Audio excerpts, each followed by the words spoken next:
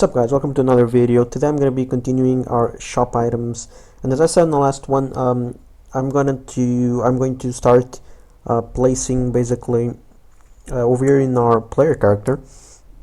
I'm going to be creating slots for the player. So I'm going to create one for the primary weapon, another one for the melee weapon, another one for the sidearm, and a fourth one for equipment like grenades or medikits or something like that. But for us to have slots, we're going to have a blueprint to all that, a variable, sorry. And that variable type, I'm just going to create the primary weapon slot. And I'm going to make this of the type master weapon and or master item. You're not going to have this by yourself because this is a blueprint that I created. But I'm going to show you how did I create it and what I have in there. So that is the master item, and I'm just going to find it here on the content browser. And this is really simple. It's just an actor, blueprint class, click on actor, boom, you got it. I name it master item, and now I just have a couple of stuff. Okay, this is just some logic. I'm going to leave it, doesn't matter. So over here in the master item, I have one thing. Over here in the variables, that is very important. So I created a variable called weapon details of the type item details. We have created, and I have shown you this struct in the last videos, and this is going to basically hold all the weapon details. This is also the same struct that we have over here in our shop items. We have that over here on item details again, as you can see, and it's basically the same thing. So we use the same order for information, so they are completely compatible. And if you alter the struct, it's going to change on both the widget and over here in the master item, so that's very cool. And I also have just an integer for current ammo. That's something, I'm just going to delete this, and I'm going to compile and save. I might delete, no, I'm going to leave it, doesn't matter. We might use it.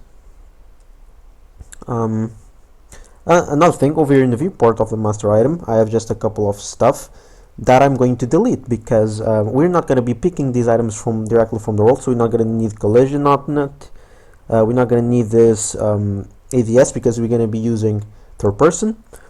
So I'm just going to delete everything and leave just the weapon mesh. And I'm going to leave the skeletal mesh for the main gun when we have animations and stuff. And I'm gonna have this little static mesh that is using the same transform and rotation as the weapon mesh. It's just for testing purposes, so if we don't have animations, we just place the static mesh and it's done. And okay, that's gonna be it. And now it's very easy to create new items. Let me just create a folder called items, and I'm going to right click, create a child blueprint. And because I don't really have any weapon meshes yet, I might have that in the next video, I'm just going to create something called a medic kit. I'm going to drag it into the items, excuse me. And yeah, I'm going to double click that open, and now you can see if we go into our class defaults and weapon details, we have all the information that we can fill in. So I'm going to go into the name, and I'm going to call this medic kit. The weapon thumbnail or the item thumbnail, I don't really have one, so I'm just going to use a texture for testing. Doesn't matter which one it is. The socket name is basically going to be where is this item going to appear. Because it's not a weapon, we're not going to equip it or anything, but we do like to have a mesh. So when we select the equipment, it's going to use it, and we're probably going to have an animation with them using something like in their hands. So this socket name would be, for example, the right hand bone. We gotta go into our, let me find characters, Euro TTP, and if we go into the skeleton, it's very easy. We can go over here into the right hand. There you go. We can just, I think there is copy selected bone names. There you go. Let me just get it out of the way, and we can just paste this in. Actually, I'm stupid because I forgot something. We do not need the bone name, we need to create a socket for it. Excuse me. Let's go back into our right end, and we need to right click and add a socket. That's what we need. and I'm just gonna call this equipment socket. So we're gonna have a universal socket for the equipment. When you use it, it's gonna be stuck into the right end. Now we can go into the medikit and place that into the socket name. That's exactly what we want. If you have like a weapon or an item that is very specific and you need like a specific bone, if you have like, for example, let's imagine for example a shoulder canyon, and you need the mesh to like come out of your shoulder, you wouldn't use that, you use like the shoulder bone, create a socket there and use that over here. So you can really have a socket for each item or weapon, but I'm just going to use general ones because you know, it's easier to set up. The magazine size, actually I have over here in the shop item. I need to write these down so I don't forget, but the mag size for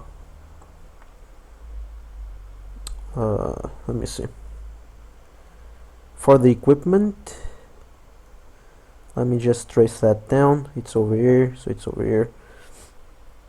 It's actually how many uses do we got on that equipment. So the magazine size will be how many times can you use this equipment. I'm not gonna make like a medikit as we have over here like this, because it's like a sci-fi theme. Probably just gonna have like let me see, the medikit like in Dead Island, if you guys saw that.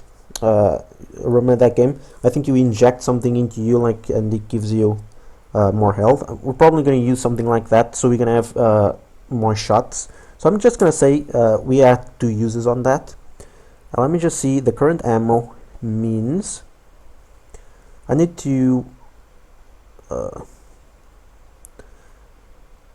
actually I don't think we set up the current ammo. Yeah, we don't have anything there. So over here on the current ammo, let's not put anything over there. Actually, the current ammo with all how many uses we still got on our magazine side, on our item or weapon. But yeah, because we have like that separate variable over here, if I show the inherited variables, we have this current ammo. In this case, it's going to count as current use as it is as an item. We're probably going to use this variable because it's easier to set up, so we don't have to be setting the entire struct once we fire or use something. So I'm probably just going to ignore this current ammo. We're probably not going to use that. The damage is basically how much health it will give you. So I'm gonna say it gives you 50 health, 100 being the max. Let's see, the weapon type is going to be equipment. The rate of fire, I think we have, let me see, for the equipment is the cooldown time. So like, does it have any cooldown? I don't think I'm gonna have like a cooldown. This is probably going to be the time of the animation. So if you have like an animation of you injecting the painkiller or the medikit or whatever, we're probably gonna want the rate of fire or the cooldown timer to be that. So I may just put something like 5 seconds over here just for testing. Is ammo, I'm not gonna put anything, it doesn't matter. The ammo type doesn't have an ammo type, so it doesn't matter. The weight, I don't think we're gonna use a weight stat because we just gonna have like 1 slot for each. But just I'm gonna leave this at 0, it doesn't matter. The animations, we don't have any yet. You can see I have this as default like for punching and stuff. That's gonna be the starting state is unarmed, so I already showed that in the first introduction video, I think. So once we have animations for the medikit, we need to go over here and just plug them in. It's very easy. The class is the medikit that we created, or the one that we are in. And the current ammo, we can place that to be, I guess, 2. This current ammo is this variable over here, so I'm gonna set a default to 2, so we have 2 usages at the start. Yeah, I think that's it for the medikit. So the good thing now that we can test this out is if I go into the shop item, shop menu, there you go. If I go into the equipment, so let me go back here and find the equipment container. If I go into user created and find a shop item, if I drag it in, compile and save. We're gonna say I'm just thinking about something. Like we are filling all of this information over here, and now we're probably going to have to fill in the exact same information over here. Is there a way that I can do this, that the widget goes and searches for this information instead of asking us for it? You know what, actually we don't need that. We can go over here and copy the weapon details. If you go into the shop menu and go into the item details and paste this, the information will be all here. So it's really easy, we don't need to set that up. Let's just compile and save. And now I don't have any place where I show the shop menu, but before we do that we still need to set up these buttons up here to work. So let's just do that. Let's go into the primary weapons, the melee weapons, let's see, the equipment and the sidearms. Let me just put this in order. So projectile, melee, then is the sidearms, then is the equipment. Then we're gonna go and find the tab switcher.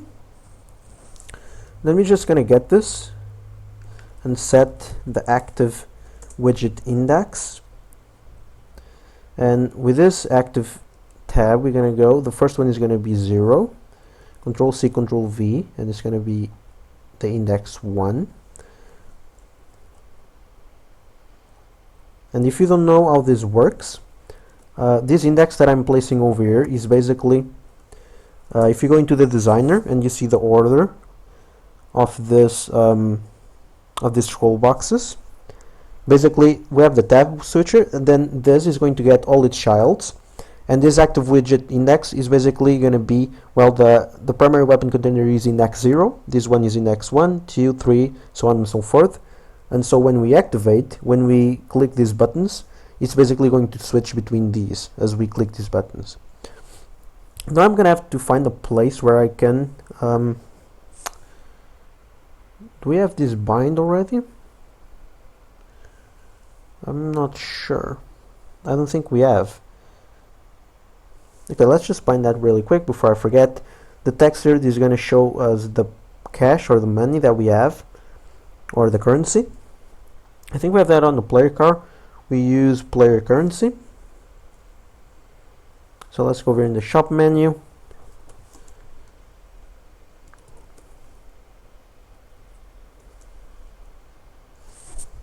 Actually, I have a better way of doing this. Let's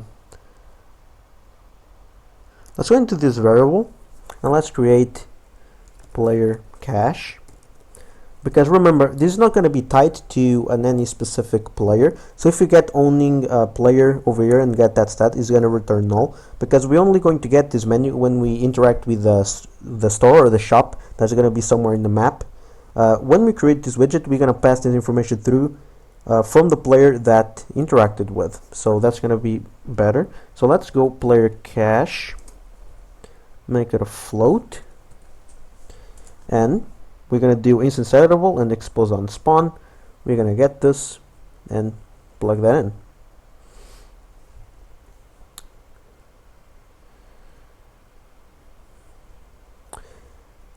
Yeah, but for us to actually show this shop menu on the actual map, we're going to need to create a store mesh or something with a placeholder before we get the actual mesh, and then we're going to need to set up a key that we're going to go to it, and then we press, for example, F. We will interact with it, will open this menu, and it's going to let us buy stuff and etc. So I can't really just show this on the screen right now. I guess there is a way for us to test out. First of all, I'm going to remove these that have nothing. Let me just see. These are nothing, and we only have this thing that is going to be the medic kit. And by the way, if you are wondering why is the information not updating here, that is because and I already see that I forgot something. but you can see over here that it's not updating because this only gets this information when we start the game. It doesn't update over here in the widget. And I'm not sure if we set up this cost thing over here. Let's go into the shop item and see the cost text. We are getting that. Oh, okay, I get it. I'm stupid. I need to set up that cost over here. I forgot, it's over here in the bottom. And we need to set up how much this costs. I'm gonna say 200. Okay, compile and save, and that should be updated just fine. And now I don't remember if we go into this buy button. Actually no, I want over in the graph something that we did in the last video. This is enabled.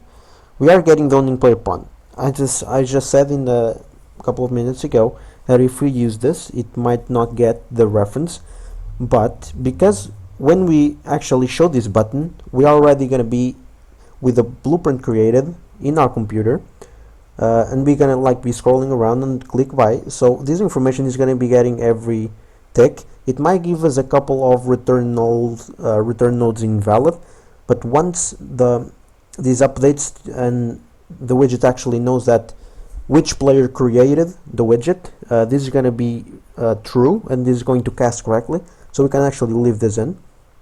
That's going to be fine.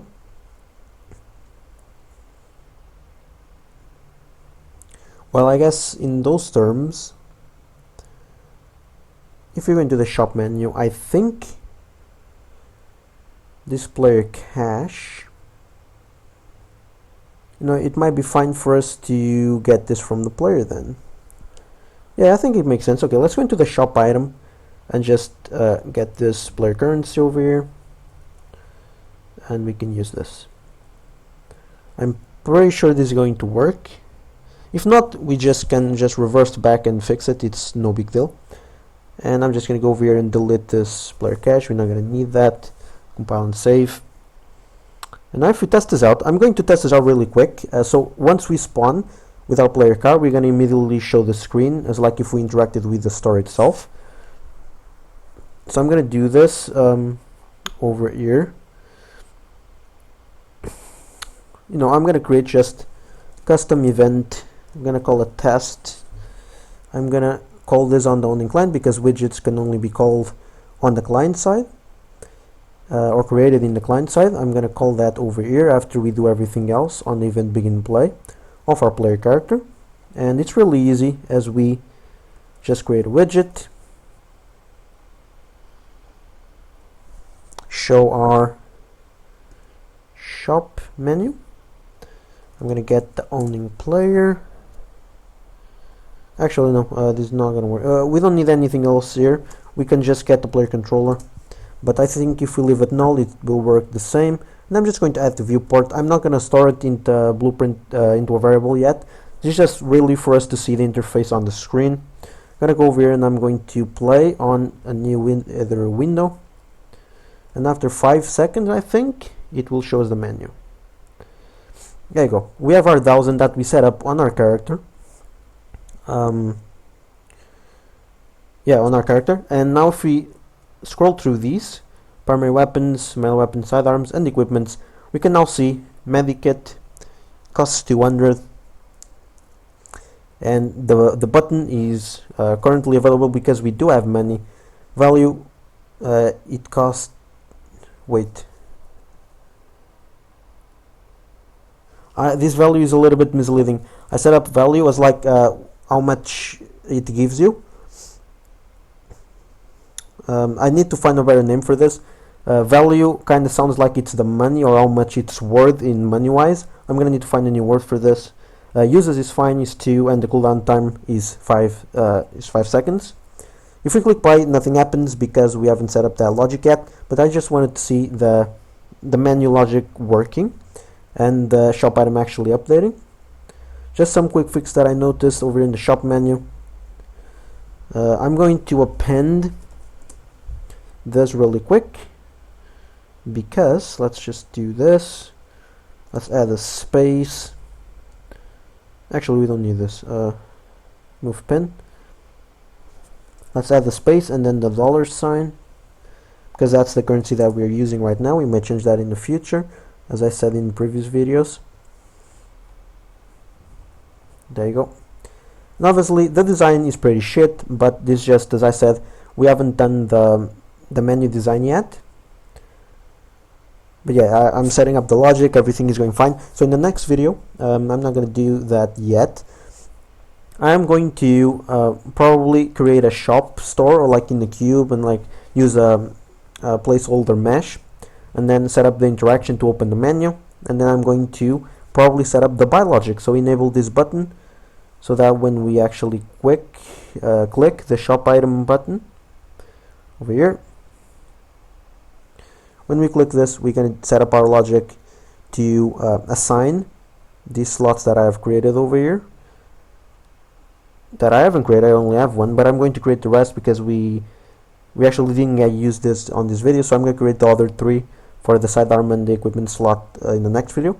We're going to assign them to these slots, and then hopefully, yeah, I think that's going to be it, because for me to set up the rest, I might need the animations and decide how I'm going to get that done. But yeah, that's going to be it. I'm going to leave a Discord server in the description. If you have any job for me, you need anything done, we can talk business in the Discord server, or if you need any help, something quick, you know, I'm always up to help. There's already like 4 or 5 people there that I'm helping, so yeah, feel free to drop by, that's cool. And yeah, thank you guys so much for watching, and I'll see you all in the next one. Bye bye.